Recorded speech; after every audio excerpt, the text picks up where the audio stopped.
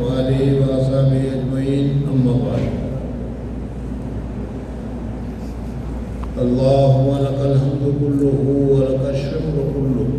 اللهم لا أحصي ثناء عليك أنت كما أثنيت على نفسك الحمدللہ اللہ تبارک و تعالیٰ نے اپنے فضل و کرم سے ہمیں یہ رمضان کا مہینہ عطا فرمایا۔ میں نے جیسے صبح کہا تھا کہ رجب کا چاند جب آج دیکھا تھا تو اسی کے ساتھ ہم نے دعا پڑھی تھی اللہم بارک لنا فی رجب و شعبان و بلغنا الی رمضان، یعنی اللہ تو ہمارے لیے رجب و شعبان میں برکت عطا کر، اور تم نے جب اتنی زندگی ہمیں دے دی ہے، حیات دے دی ہے کہ رجب دیکھ لیا ہم نے، شعبان دیکھ لیا ہم نے، تو کم سے کم ہمیں رمضان تک پہنچا دے تاکہ رمضان کی مغفرتیں، رمضان کی بشارتیں، رمضان کی نورانیتیں اور رمضان کی خیر اور بھلائی ہم کو مل جائے گا۔ اب وہ اللہ تبارک و تعالیٰ نے ہمیں عطا فرمایا ہے۔ صبح سے میں نے جو کہا تھا وہ پھر میں یاد دلا دوں، اور وہ یہ کہ دیکھو جب تک کچھ ہم نیت نہیں کریں گے، جب تک ہم کچھ ارادہ نہیں کریں گے، وہاں تک کچھ نہیں ہو سکتا۔ اس وجہ سے اس رمضان میں جب ہمیں رمضان اللہ تبارک و تعالیٰ نے ملا ہے تو اس رمضان کے ہمیں نیت کرنی کہ اس رمضان میں، گزشتہ رمضان میں تو ہم نے اپنے قضا نمازیں قضاء عمری نہیں پڑھی تھی، لیکن اس رمضان میں ہمیں قضاء عمری پڑھنی ہے۔ گزشتہ رمضان میں تو پابندی کے ساتھ ہم نے سورج کی دوسری نمازیں جو ہے وہ نہیں پڑھی تھی، اشراق کی نہیں پڑھی تھی، چاش کی نہیں پڑھی تھی، لیکن اس وقت اشراق اور چاش بھی پڑھنا ہے۔ اور چونکہ اس وقت رمضان میں نیکیوں کا بھاؤ بڑھ جاتا ہے، جیسے قریب ابھی معلوم ہوگا کہ فرض نماز پڑھو تو اس کا ثواب 70 فرض کے برابر، نفل پڑھو تو نفل کا ثواب فرض کے برابر، سب نیکیوں کا بھاؤ بڑھ جاتا ہے۔ تو اس وجہ سے ہمیں اس مہینے میں جو سنتیں غیر موقدہ، جو سنتیں نفلیں جو ہے، جو ابھی تک ہم نے نہیں پڑھتے تھے، بچپن میں جب استاد کا مار پڑتا تھا تو اس کے ارادے سے اس کو دکھلانے کے لیے پڑھتے تھے، لیکن جب وہ ختم ہو گیا تو پھر وہ عصر کے پہلے کی 4 سنت وہ بھی ختم ہو گئی، عصر کے عشاء کے پہلے کی 4 سنتیں وہ بھی ختم ہو گئی۔ سنت غیر موقدہ نفل پڑھو تو کیا، نہ پڑھے تو کیا، لیکن اس وقت اب یہ طے کرنا ہے کہ چونکہ سنت کا ثواب فرض کے برابر ملتا ہے، اس وجہ سے اس رمضان میں کوئی بھی سنت موقدہ ہو، سنت موقدہ کا تو چھوڑنا نہیں، وہ تو گناہ ہے سنت موقدہ کو چھوڑنا، لیکن سنت غیر موقدہ جو ہے اس کو بھی نہیں چھوڑنا ہے، وہ بھی پڑھنا ہے۔ مثلا عصر سے پہلے 4 رکعت سنت، عشاء سے پہلے 4 رکعت سنت، اس کو بھی پڑھنا۔ بہرحال کچھ نہ کچھ آدمی کو اس طریقے سے کرنا چاہیے، اور اس وقت پھر وہ آدمی آگے بڑھنا چاہے تو وہ آگے بڑھ سکتا ہے۔ اللہ تبارک و تعالیٰ کی طرف سے رمضان کے انوارات اور برکات جو ملتے ہیں وہ ایسے ہی ملتے ہیں، ورنہ تو ہم کیا ہے چلو رمضان آئے گا تو کریں گے، اور رمضان آ بھی گیا اور کچھ کیا بھی نہیں، اور پھر عید بھی آ گئی اور رمضان پورا ہو گیا، وہیں کہ وہیں رہے۔ بزرگ اور دوستوں، ایک دوسری بات میں نے کل بتائی تھی کہ یہ رمضان، اس وقت جو رمضان آ رہا ہے، بہت سارے اکابرین، ہمارے مشائخ، ہمارے بزرگان دین، یا وہ لوگ جن کو دین کے ساتھ تعلق ہے، وہ یہ فرما رہے ہیں کہ عامةً جیسے گزشتہ سالوں میں رمضان آتا تھا، اس طریقے سے اس سال یہ رمضان نہیں آیا۔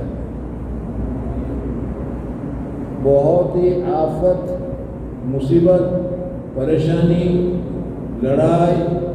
جنگ اور اس قسم کی بہت ساری چیزوں کے سامنے آیا ہے۔ اس وجہ سے جن لوگوں کو فکر ہے وہ بہت زیادہ فکر کر رہے ہیں۔ پتہ نہیں آپ لوگوں کو سمجھ میں آیا کہ نہیں، میں کیا کہنا چاہ رہا ہوں، زیادہ بول بھی نہیں سکتا۔ ہندوستان میں دیکھو تو وہاں حالت خراب، برما میں دیکھو تو وہاں کی حالت خراب، اور فلسطین میں دیکھو تو وہاں کی حالت خراب، اور سعودیہ کی دیکھو تو وہاں کی حالت خراب۔ اب ادھر ہمارے مغربی ممالک کو دیکھو تو اس کی حالت بھی خراب۔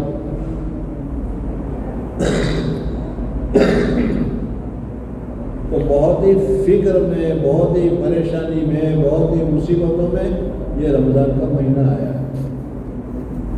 اور اس کے ساتھ ساتھ ابھی جو فلسطین کی جو لڑائی چل رہی ہے، کوئی کچھ کہہ رہا ہے، کوئی کچھ کہہ رہا ہے، میں اس میں زیادہ جانا نہیں چاہتا، دنیا کی لڑائی لڑتے رہے، لیکن کچھ لوگوں کا کہنا یہ ہے کہ گریٹر اسرائیل بن رہا ہے، کوئی لوگوں کا کہنا یہ ہے کہ وہ دجال کے آنے کی تیاریاں ہو رہی ہیں، اور واقعی میں حدیث پاک میں حضور اقدس صلی اللہ علیہ وسلم نے دجال کے آنے کی نشانیاں بھی بیان فرمائی ہے، قیامت کے آنے کی بھی نشانی بیان فرمائی ہے۔ حضور اقدس صلی اللہ علیہ وسلم ایک مرتبہ تشریف فرما تھے، تو ایک آدمی نہایت سفید، نہایت بہترین سفید کپڑے پہن کر حضور اقدس صلی اللہ علیہ وسلم کی خدمت میں آیا، بدن اور بال بالکل صاف شفاف، کوئی سفر کا نشان نہیں اس کے اوپر۔ ظاہر بات ہے کہ اس زمانے میں جو سفر تھا وہ BMW کا یا مرسیڈیز کا تو تھا نہیں، اونٹوں پر سوار ہو کر آیا کرتے تھے، اور جب اونٹوں پر سوار ہو کر آئے گا وہ کپڑے کی کیا حالت بنے گی وہ آپ جانتے ہیں، بیل گاڑی میں بیٹھا ہی ہے۔ ارے بیل گاڑی میں بیٹھے ہو گئے نہیں، سمجھ میں آیا؟ تو اس طریقے سے اب وہ آدمی بالکل کپڑے صاف شفاف، ایسا معلوم ہوتا ہے کہ وہ یہیں سے کہیں آیا ہے، جب یہ صاف شفاف کپڑے ہوں گے، لیکن اجنبی ایسا کہ جتنے بیٹھے ہوئے تھے صحابہ، کوئی صحابہ اس کو پہچانتا نہیں کہ کون۔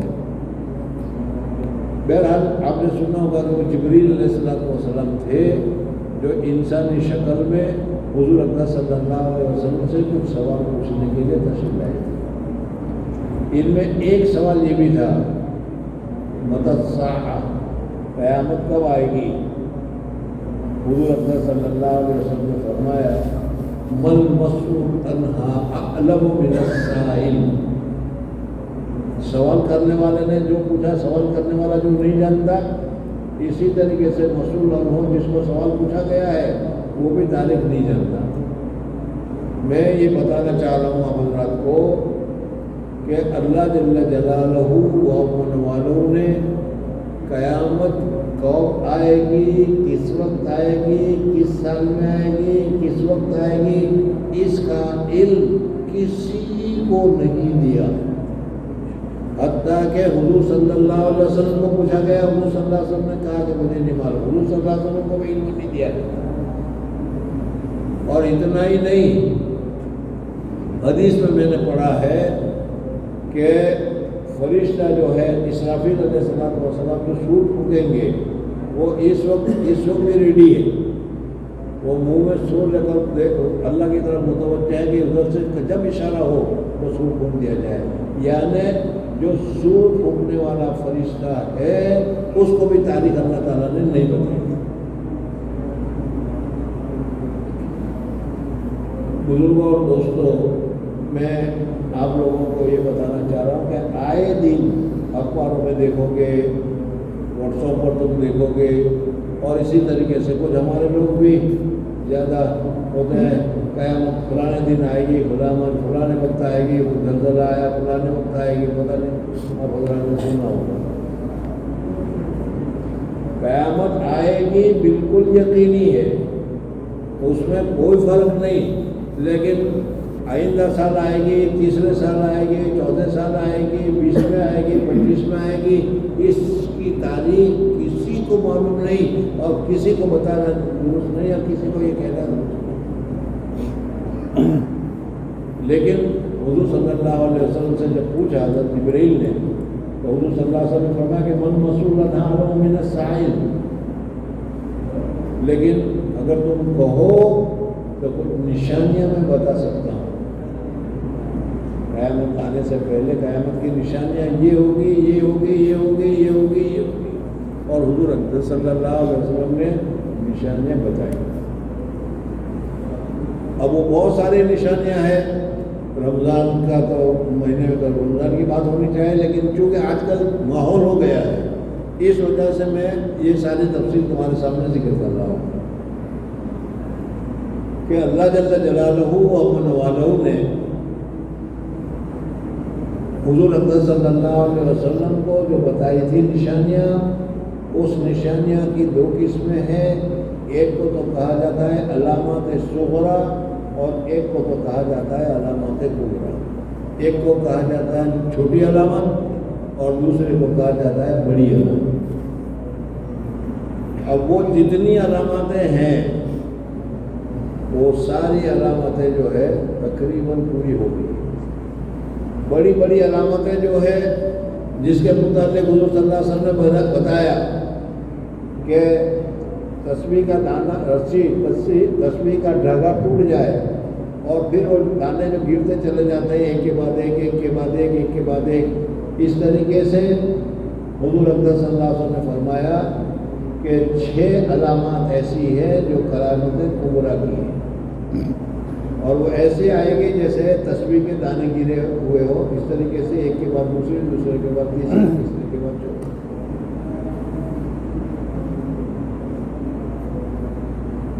اور وہ علامت کبریٰ کہی جاتی ہے، بڑی نشانی ہے۔ بس اس کے بعد تو پھر کیا قیامت ہے، قیامت۔ بزرگوں اور دوستوں، ایک بات ابھی یہ بھی یاد رکھیں، ہم تو سارے کے سارے سراپا گنہگار ہیں، لیکن گنہگار ہونے کے باوجود ہم گناہ سے سچی توبہ نہیں کرتے، یہ ہماری مشکل ہے۔ ہم بالکل واقعی میں گنہگار ہیں، لیکن اس گنہگار کو اپنے گناہ سے جتنی سختی کے ساتھ، جتنی سچائی کے ساتھ، جتنی پختگی کے ساتھ معافی مانگنی چاہیے، وہ نہیں ہوتا توبہ توبہ توبہ اللہ مغفر لی، اللہ مغفر لی، پھر رحمت کا یا رحمٰن الرحیم کہہ دیا اور یہ سمجھ گئے ہو گئے۔ بزرگوں اور دوستوں، اتنا کافی نہیں ہے، اور یہ رمضان کا مہینہ ملا ہے، اس رمضان کے مہینے میں سب سے زیادہ ہمارا فوکس، سب سے زیادہ ہمارا دھیان، سب سے زیادہ ہماری توجہ ہو وہ اپنے گناہوں کی معافی کی طرف ہونی چاہیے، مردوں کے لیے بھی اور عورتوں کے لیے۔ ورنہ کل کو موت آ گئی اور ہم نے توبہ نہیں کی، یا توبہ جیسی کرنی چاہیے تھی ویسے اگر توبہ نہیں کی، وہاں سارے گناہ موجود ہوں گے اور پھر اس کی سزا برداشت کرنے کی ہمارے اندر طاقت نہیں۔ اس لیے ابھی رمضان کا موقع ہے، تہجد کا موقع ہے، اللہ کے سامنے رو رو کر ایک گناہ نہیں، بلوغت سے لے کر آج تک جتنے بھی گناہ ہو گئے ہیں سارے گناہ کی توبہ کرو، اللہ تعالیٰ سے معافی مانگو۔ بہرحال یہ کچھ کرنے کا مہینہ تھا، اس وجہ سے میں نے کل بھی بتایا تھا کہ جب تک آدمی خود عزم نہیں کرتا، ارادہ نہیں کرتا، وہاں تک کامیاب نہیں ہوتا۔ جب ایک ارادہ کر لو گے، پختہ ارادہ کر لو گے، تب پھر اس صورت میں آدمی اس چیز کو حاصل کرتا ہے۔ اگر تم نے ابھی ارادہ کیا کہ مجھے مرسیڈیز خریدنی ہے اور مرسیڈیز وہ خریدنی ہے جس کا یہ نمبر ہو، یہ نمبر ہو، یہ نمبر ہو، اس میں یہ فیسلٹی ہو، یہ فیسلٹی ہو، یہ فیسلٹی ہو، تب پھر اس صورت میں تو اس کو خریدنے کی طرف متوجہ ہوں گے۔ لیکن اگر یہ تصور ہی نہیں کیا تو پھر کیسے مرسیڈیز خریدو گے؟ اس وجہ سے اس رمضان میں پہلے طے کر دو کہ 5 نمازوں کو تکبیر تحریمہ کے ساتھ ادا کروں گا۔ دوسرا، جتنی سنن قبلیہ ہے، جتنی سنن بعدیہ ہے، جتنی پہلی سنت ہے، جتنی بعد کی سنت ہے، چاہے وہ سنت موقدہ ہو یا سنت غیر موقدہ ہو، ضرور میں اس کو ادا کروں گا۔ نفل کا ثواب فرض کے برابر ملتا ہے، تو جتنی نفلیں ہیں، چاہے وہ اشراق کی ہو، چاہے وہ کیا ہے چاش کی ہو، اوابین کی ہو، میں ضرور اس کو پڑھنے کی کوشش کروں گا۔ حضور صلی اللہ علیہ وسلم نے لا الہ الا اللہ محمد رسول اللہ اور استغفار کو کثرت سے پڑھنے کا حکم دیا ہے۔ روزانہ 1 تسبیح، روزانہ 2 تسبیح، روزانہ 3 تسبیح پہلے کلمے کی ضرور پڑھو۔ بزرگ اور دوستوں، اس طریقے سے کچھ نہ کچھ جب تک تم پہلے سے ارادہ نہیں کرو گے رمضان سے فائدہ حاصل نہیں کر سکو گے۔ کریں گے انشاءاللہ 2 کے 3 کی انشاءاللہ کی جو آئے گی 2 کے 3 نے انشاءاللہ کہا، باقی تو سب نے ارادہ کر لیا، باقی بس ٹھیک ہے۔ بزرگ اور دوستوں، آدمی کو سمجھانا چاہیے، سمجھ جائے۔ صبح کو ہم گجراتی میں کہتے ہیں کہ صبح کو بولا ہوا اگر شام کو گھر آ جائے تو اس کو کوئی بولا نہیں کہتے۔ اسی طریقے سے ساری زندگی میں کالے کھوٹے کیے، گناہ کیے، لیکن آخری زندگی میں اگر ہم نے توبہ کر لی اور توبہ اللہ تعالیٰ نے قبول کر لی تو پھر ہمارا بیڑا پار ہے، ہر پریشانی کی ضرورت نہیں۔ بہرحال رمضان کا مہینہ آیا ہے۔ حضرت شیخ نور اللہ مرکزوں نے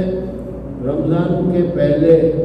ایک کتاب لکھی تھی جس میں فضائل رمضان ذکر کیے گئے تھے۔ رمضان میں کیا کیا فضیلتیں اللہ تعالیٰ کی طرف سے ملتی ہیں، اس کی تعلیم تبلیغی جماعت والے بھی روزانہ کرتے ہیں اور ہم بھی کرتے ہیں۔ ہمارا تو تجربہ یہ ہے،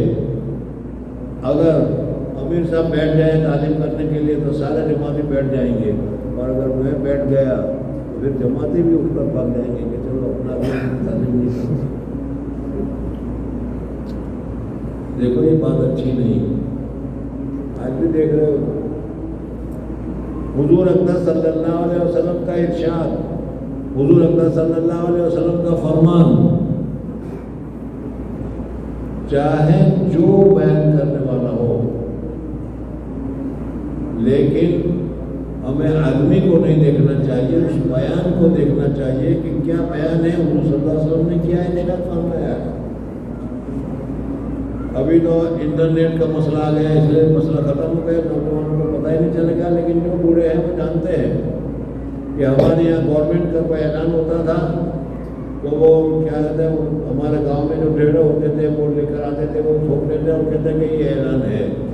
تو اس وقت سب وہ اعلان کو سنتے تھے، وہ یہ نہیں سمجھتے کہ نیچ جاتی کا آدمی ہے، اس کی بات کو کون مانے، لیکن وہ بات کہہ رہا تھا، اس کی بات ماننی۔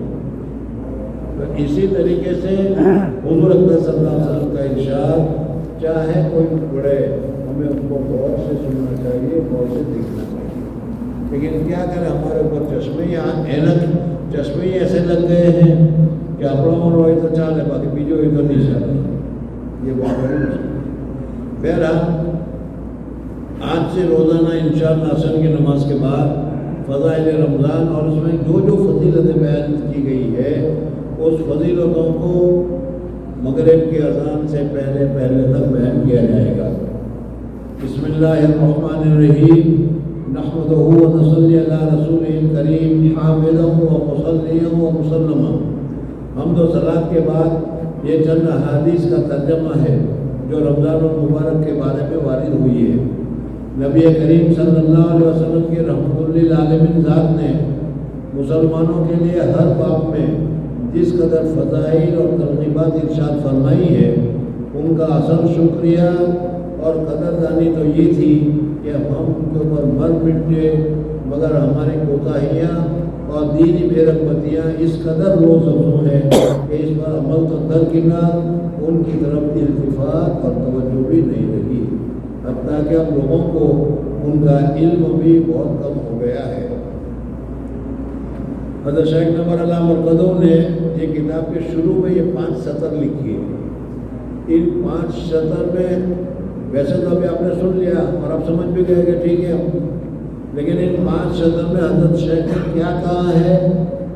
پہلی بات یہ بتائی کہ حضور اقدس صلی اللہ علیہ وسلم بہت ہی رحمت للعالمین تھے، بہت ہی رحیم تھے، بہت ہی کریم تھے، اور رحیم اور کریم ہونے کی وجہ سے ہماری زندگی میں جو جو چیزیں ہیں جس اللہ تعالیٰ نے فضیلت رکھی ہے، اللہ تعالیٰ نے فائدہ رکھا ہے، حضور اقدس صلی اللہ علیہ وسلم نے ان سب کو بیان فرمایا ہے۔ رمضان میں بھی بہت ساری برکتیں رکھی ہے، اس لیے رمضان میں بھی جو برکتیں ہیں حضور اقدس صلی اللہ علیہ وسلم بیان فرمائی، جس قدر فضائل اور ترغیبات ارشاد فرمائی ہے ان کا اصل شکریہ یہ تھا، اگر کوئی آدمی تقریر کرے تو اس تقریر کا اصل خلاصہ تو یہ تھا کہ وہ اس نے جو بات کہی وہ ہم عمل کر کے بتائے، تبھی تو اس کے کہنے کا فائدہ ہوا۔ تو حضور اقدس صلی اللہ علیہ وسلم نے جب یہ ساری فضیلتیں بتائی ہیں، اس فضیلت کا تقاضا بھی یہی تھا کہ ہم لوگ حضور صلی اللہ علیہ وسلم نے جو فضیلتیں بتائی ہیں اس فضیلت کو حاصل کرنے کی کوشش کرتے ہیں۔ ہم نے دیکھا ہے بہت سارے اکابرین کو، مشاغل کو، کہ واقعی میں انہوں نے رمضان کی جو فضیلتیں ہیں اس فضیلتوں کو حاصل کرنے کے لیے انہوں نے قربانیاں کی اور قربانیاں دی۔ سب سے پہلے تو ہم اپنے حضرت اقدس شیخ الحدیث مولانا محمد زکریا صاحب نور اللہ مقدوم کے متعلق فرماتے ہیں، حضرت کا ہمیشہ کا معمول رہا کہ رمضان میں پوری رات قرآن پاک کی تلاوت کیا کرتے تھے، پوری رات قرآن پاک پڑھتے تھے، ویسے تو دن بھر بھی پڑھتے رہتے تھے لیکن رات میں۔ حضرت شیخ الہند نام سنا ہوگا اپنے، مولانا محمود الحسن رحمۃ اللہ تعالیٰ علیہ، ان کے متعلق یہ ذکر کیا جاتا ہے کہ وہ خود حافظ قرآن نہیں تھے، خود حافظ قرآن نہیں تھے، مولوی تھے، حافظ قرآن نہیں تھے، لیکن رمضان میں شاگردوں کو مقرر کر رکھا تھا۔ ایک شاگرد آتا تھا، وہ آدھا پارہ پڑھ کر سناتا، نفل پڑھ کر چلا جاتا تھا، دوسرا آتا تھا، وہ ایک پارہ پڑھ کر چلا جاتا تھا۔ تراویح کے بعد صبح تک اپنے خادموں سے، اپنے شاگردوں سے اسی طریقے سے وہ قرآن پاک سنتے رہتے تھے اور صبح تک نفلیں پڑھتے رہتے تھے۔ حضرت شیخ کے لیے میں نے بتایا، آخری عمر میں جب حضرت کی تکلیف بڑھ گئی، اب تو بیماری زیادہ ہو گئی، تو ڈاکٹر نے پوری رات بیدار رہنے سے منع کیا کہ آپ پوری رات بیدار نہیں رہیں گے، اگر بیدار رہیں گے تو یہ اثر ہوگا، یہ اثر ہوگا، یہ اثر ہوگا، یہ اثر ہوگا۔ اس وجہ سے حضرت شیخ نے رات کو سونے کا معمول تیار کیا، لیکن اب ویسے ہی اگر سوتے ہیں تو رمضان کی نیکیوں کا وقت خالی چلا جاتا ہے، نیکی حاصل نہیں ہوتی، تو کیا کرنا چاہیے؟ تو حضرت شیخ نے سوچا اعتکاف کر لینا چاہیے کہ اعتکاف میں آدمی سوتا بھی ہے تو نیکیاں ملتی رہتی ہیں، اور حضرت شیخ نے اعتکاف کیا۔ دیکھو کتنا نیکیوں کی ان کو قدر، اور ایک نیکیوں کی قدر ہمیں کتنی ہے وہ معلوم ہے۔ حضرت فرماتے ہیں کہ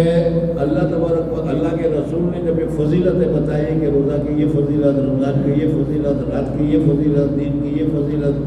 افطار کرانے کی یہ فضیلت، سحری کرانے کی یہ فضیلت، یہ سب جانتے ہیں آپ حضرات۔ ارشاد فرمان کا اصل شکریہ اور قدردانی تو یہ تھی کہ ہم ان پر مر مٹے،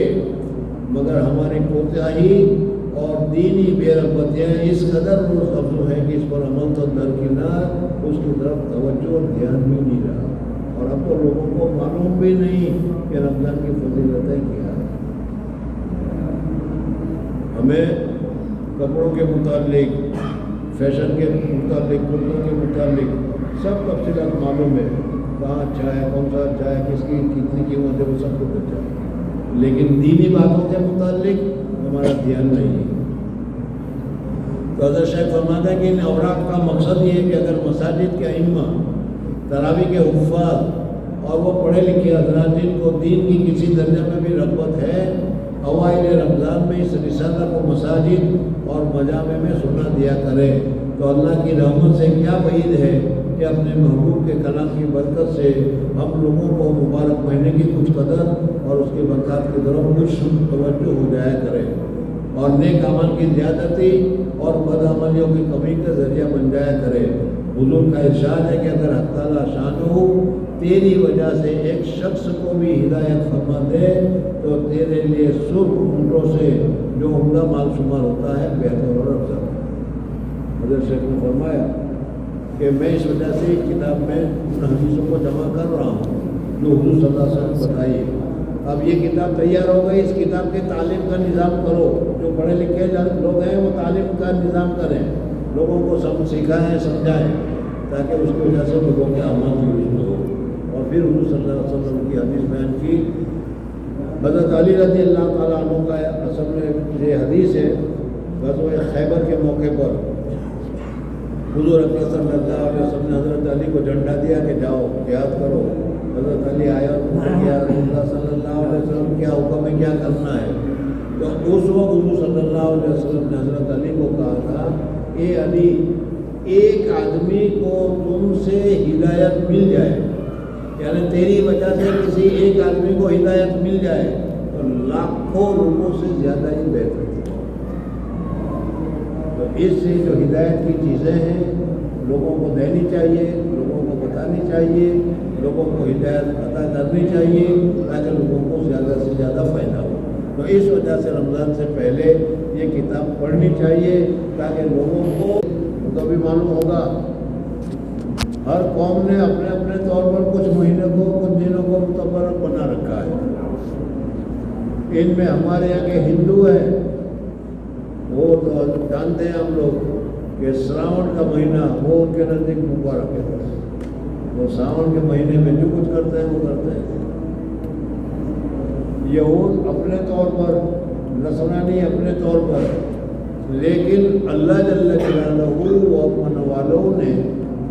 ہمارے کرنے کی وجہ سے, ہمارے کہنے کی وجہ سے برکتیں نہیں رکھی, بلکہ اللہ تبارک و تعالیٰ نے اس دین میں پہلے ہی سے برکتیں رکھی. جیسے ہمارے یہاں ہر مہینے کا پہلا مہینہ جنوری انگلش کا کارتک کیا ہندوؤں کا پہلا مہینہ ہے, اس طریقے سے اللہ جل جلالہ و من والوں کے یہاں سال کے 12 مہینے ہیں, اور 12 مہینے میں پہلا مہینہ جیسے ہمارے یہاں محرم ہے, اللہ تبارک و تعالیٰ کے یہاں پہلا مہینہ رمضان ہے. رمضان سے اللہ تبارک و تعالیٰ کے یہاں مہینہ شروع ہوتا ہے. آئے گا حدیث میں سب چیزیں. تو اس وجہ سے رمضان بہت ہی برکت والا مہینہ ہے, اور یہی برکت والا مہینہ تھا کہ اللہ جل جلالہ و من والوں نے برکت والی کتاب کو نازل فرمائی. شہر رمضان الذی انزل فیہ القرآن, اللہ تبارک و تعالیٰ نے اس رمضان میں قرآن کو نازل کیا. قرآن کو اس مہینے سے بہت تعلق ہے. بہت ہی خوش نصیب ہے وہ حضرات جو قرآن پاک کی رمضان میں زیادہ سے زیادہ تلاوت کرتے ہیں. میں اپنے ان ساتھیوں کو, اپنے ان دوستوں کو بھی مبارکبادی دوں گا جو ہمارے یہاں کیا ہے زیادہ سے زیادہ قرآن پاک کی تلاوت کرتے ہیں. اور ویسے بھی جنرلی طور پر بھی امت محمدیہ پورے سال تو قرآن کو ہاتھ نہیں لگاتی, لیکن جہاں رمضان کا چاند ہو گیا تو سب غبار جھاڑ کر قرآن پاک کی تلاوت کرنے کی طرف ہر گھر میں لوگ متوجہ ہو جاتے ہیں. الحمدللہ ابھی قرآن پاک کے ساتھ اتنی برکت ہے.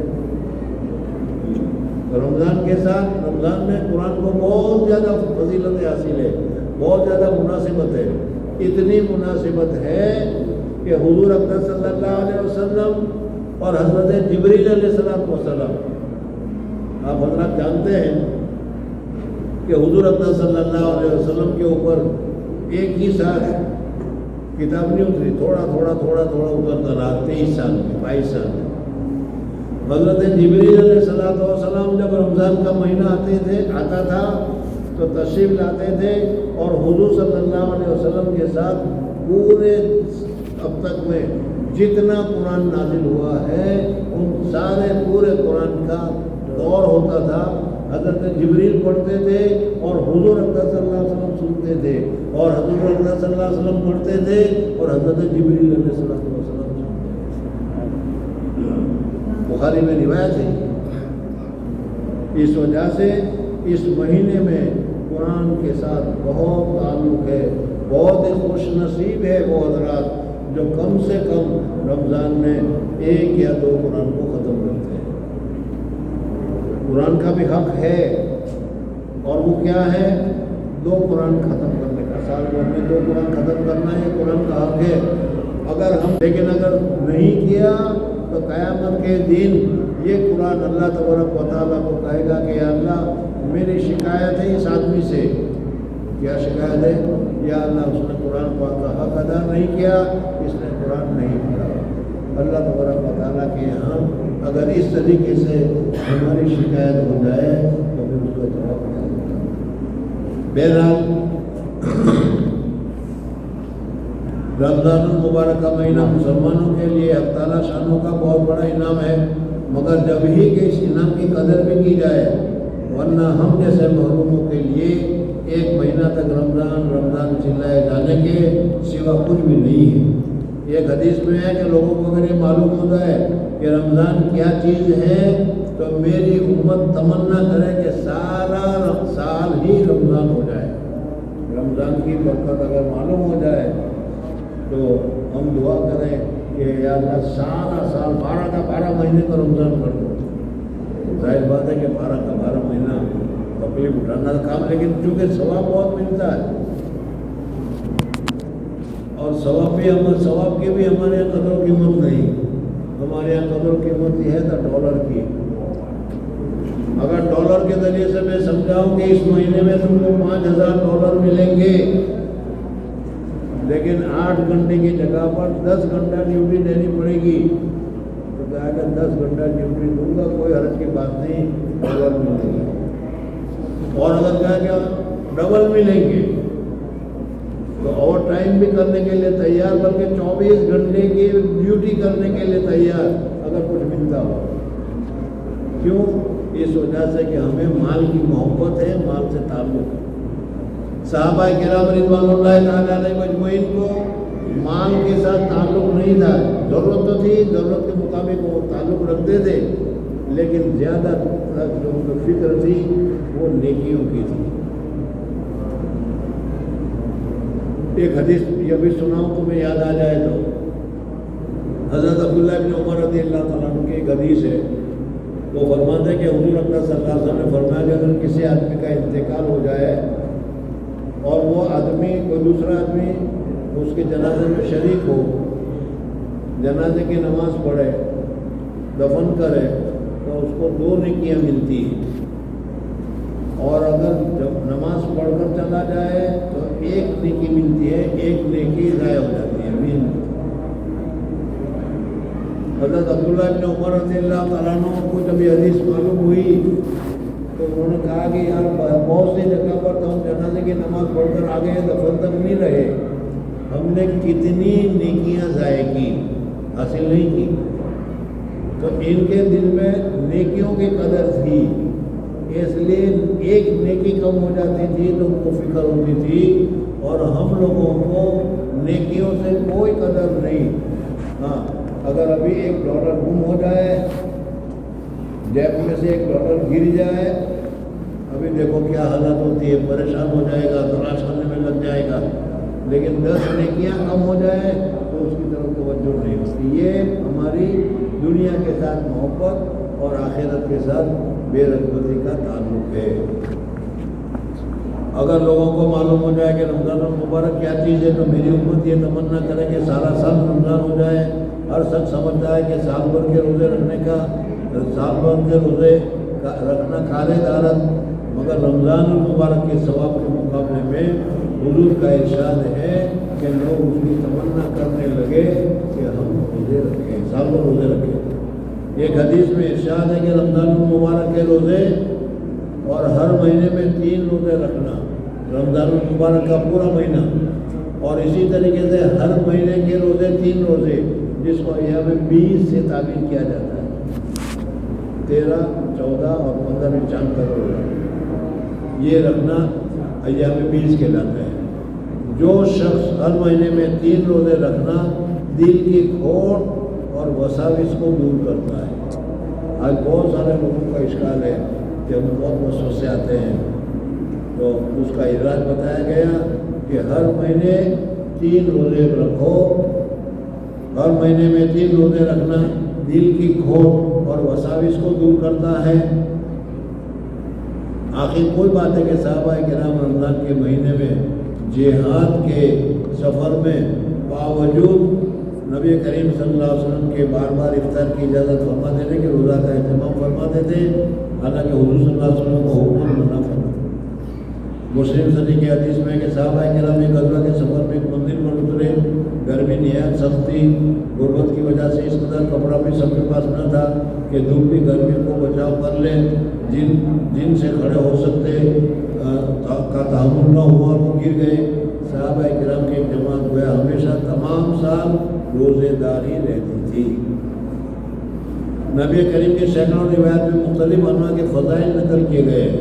جن کا احاطہ موضوع سے ناکارہ کے امکان سے خارج ہے، لیکن میرا یہ بھی خیال ہے کہ اگر ان کو کچھ تفصیل سے لکھوں تو دیکھنے والے اکتا جائیں گے کہ اس زمانے میں دینی امور میں جس قدر بے اتفاقی کی جا رہی ہے وہ محتاج بیان نہیں۔ حضرت شیخ نے دوسری بات بتائی کہ حضور صلی اللہ علیہ وسلم نے رمضان کی جتنی فضیلتیں بتائی ہے دوسری حدیثوں میں،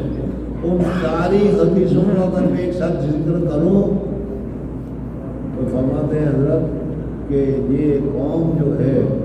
وہ قوم کہتے ہیں بہت بڑی کتاب ہے، اس کو کون پڑھے گا،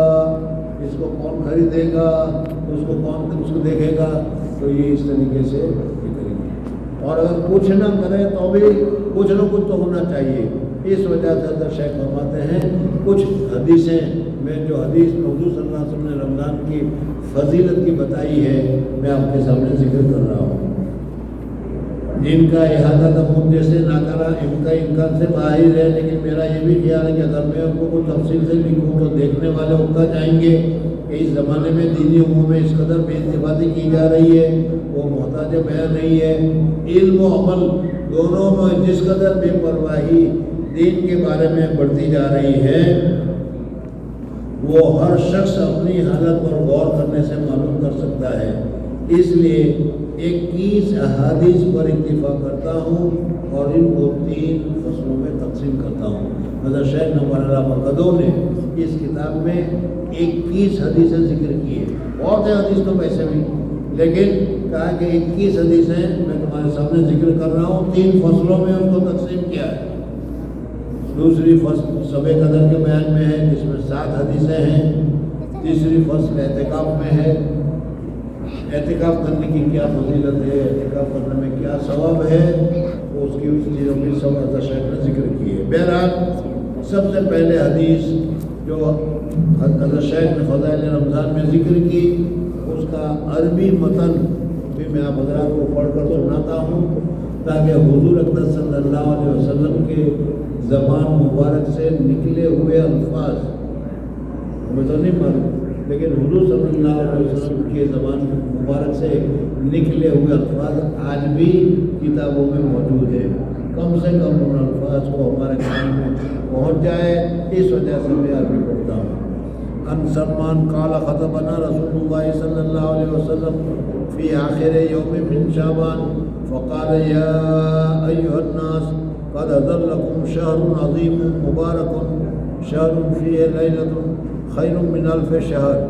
شهر جعل اللہ صیامہ فریضہ وقیام لیلۃ تطوعا